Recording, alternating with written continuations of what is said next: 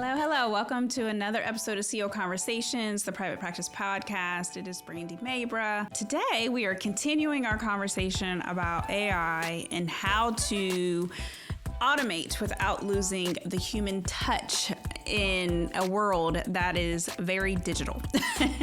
So if you are struggling or you're feeling some emotions about AI, then keep on listening because I got some gems for you and we'll go ahead and dive in. Welcome to CEO Conversations, the private practice podcast. I'm your host, Brandy Mabra. It's time to show up as a confident leader to create a practice and life you love. So when we think about AI, when we think about automation, a story that automatically comes to mind for me is when I was with a practice and we decided to implement a self-check-in.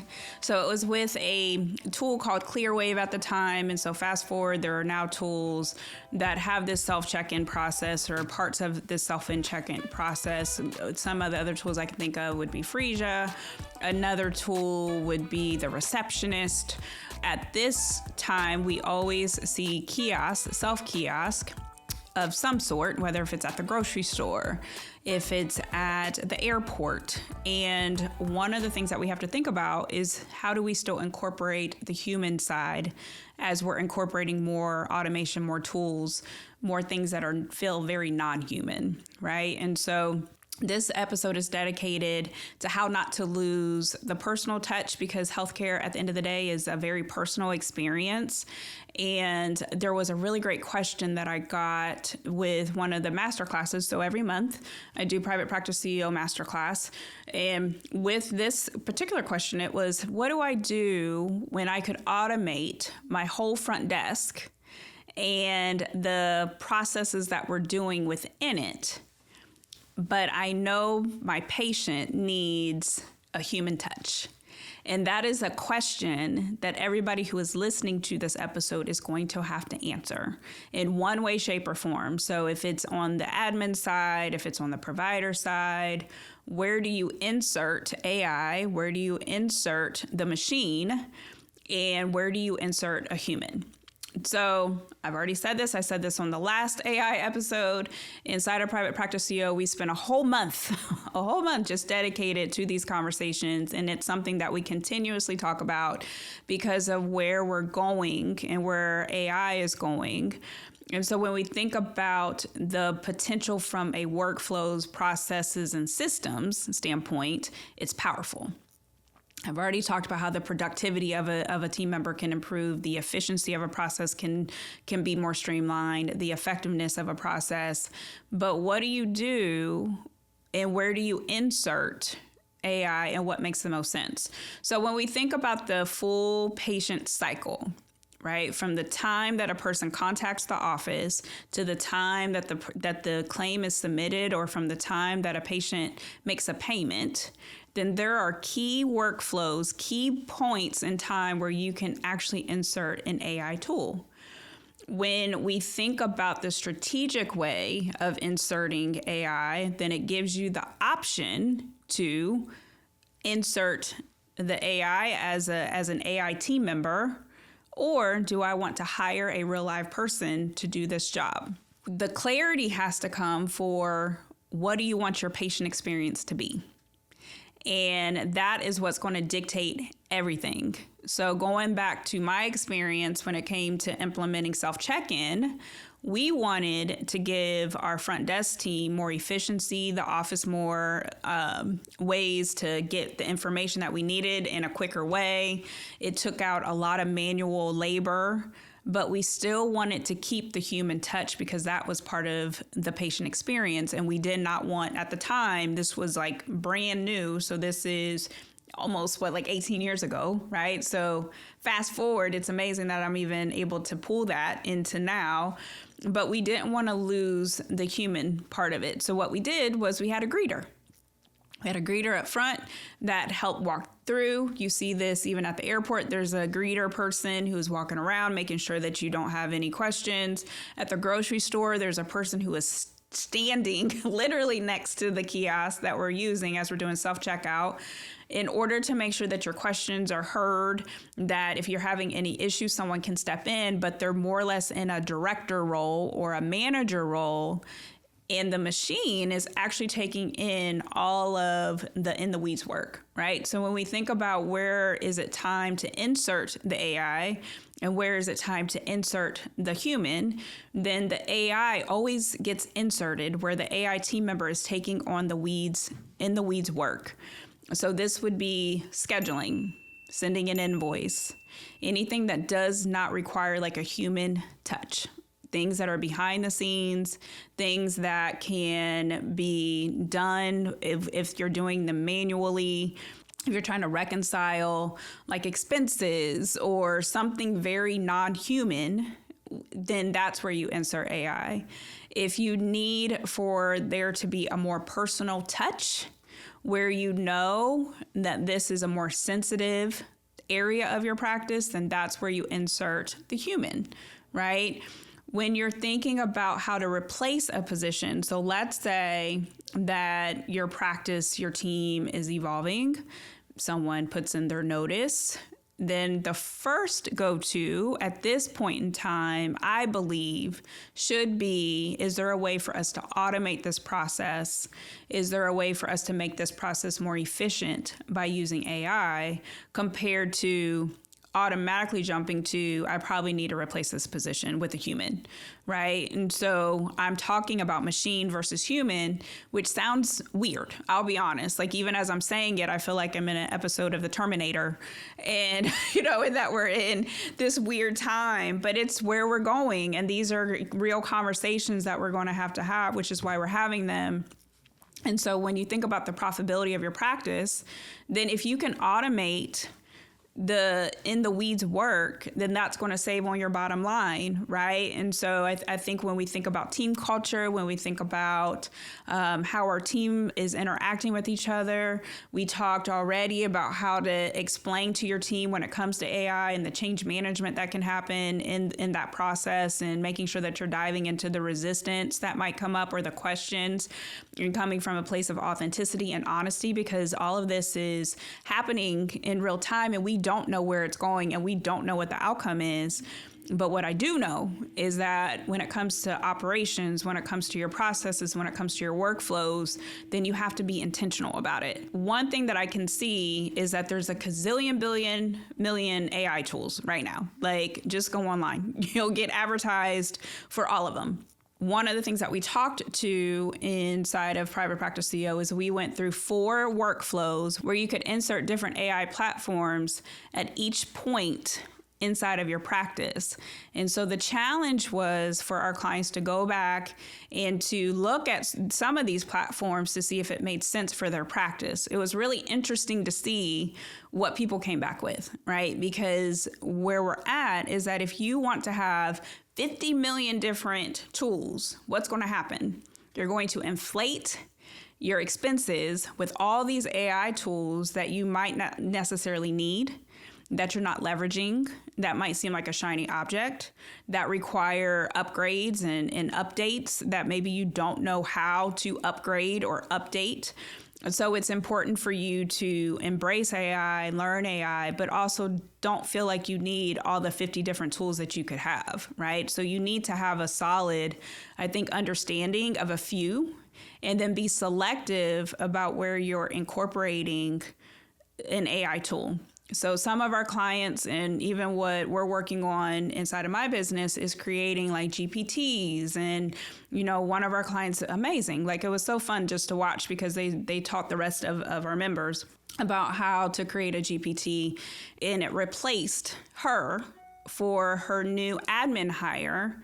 And it gave her the ability to step away because she created this GPT named Sage. For the client who's listening, I know that she's like, oh, I have Sage. So she created Sage. And so Sage was built for her new admin, and the admin person is new. They had questions. So she replaced herself with Sage. And so Sage answered the admin's questions. That's where we're moving towards. That's where we're going. And so when we think about this, then do you have a Sage? Are you comfortable with building a Sage? Are you embracing the new norm when it comes to AI and tech? And are you inserting it in the places inside of your practice that makes the most sense? Right? So she still has an admin team, she still has a staff, but she's increased the efficiency and the productivity of her team member by giving her access to Sage, which is an AI version of her. So I think it's really fun what is happening in the direction that we're going. And I think for the clients and who are embracing it, I'm seeing just the efficiency getting built in real time. I think it's really fun to watch just how things are evolving when it comes to AI. And so what I would say is just making sure that you're paying attention to how you're inserting it, how you're using it, and that you're really creating an overall experience that you'll be proud of, right? This isn't, again, about replacing any one person, but I do think that we need to be smart with how we're leveraging it and how we're bringing it inside of a practice. So one of the things is when we're thinking about, just to go back to the patient cycle, so when we're implementing AI, what are some of the things that you need to think about? So the first thing would be to identify where there might be some repetitive task. So again, going back to if scheduling is repetitive, yes. Sending invoices is repetitive, yes. Answering phone calls is repetitive, yes. There's like AI agents now that can actually actually answer phone calls. Returning messages and email, that is repetitive. Those are repetitive tasks. So when you think about an AI tool, how would you want to leverage that? So right now at this point in time, Google has an AI tool that can help with email. There are different platforms that you can use with even Zapier and connecting different tools with Zapier. If you don't know what Zapier is, then we'll put the link in the show notes so you can look at those things. But I'm going to name off like some AI tools that you can use inside of your practice. So for example, marketing. You could use Jasper AI for marketing. For scheduling, you can use Podium AI. For check-in, you can use Phreesia. I talked about Clearwave, the receptionist. Visits, you can use Fireflies AI. For checkout, you can use, again, Podium AI, which is the same system that you can use in order to schedule too. So some of these that you can use as repetitive tasks, right? So this is where we're thinking about the workflow. Be strategic, be intentional. Can you use a tool in more than one area within your practice? Your biggest tool is your EHR and EMR system. Are you leveraging that? Are you using the automations? Are you using the AI tools that are already part of that system to make sure that you're as efficient as possible? When we think about documentation, that is a repetitive task. So there are so many tools out there that you can implement in different ways, but you want to be strategic and you want to be intentional. For claim submission, live flow, for visits, Heidi Health is another one. Like we have clients who use Heidi Health that it's like an automatic scribe for documentation, just listens to you as you talk, right? And so it gives you summaries. That's another way to speed up your documentation. There is Atlas AI, which is another schedule appointment platform. So what I'm reading from is the 4 workflows that we've created for our clients in order to make sure that they're set up for every area of their practice and that they have a go-to to really look at and for them to use to see if it makes sense, right? So there are so many tools again out there that you could just go on for days and days and days.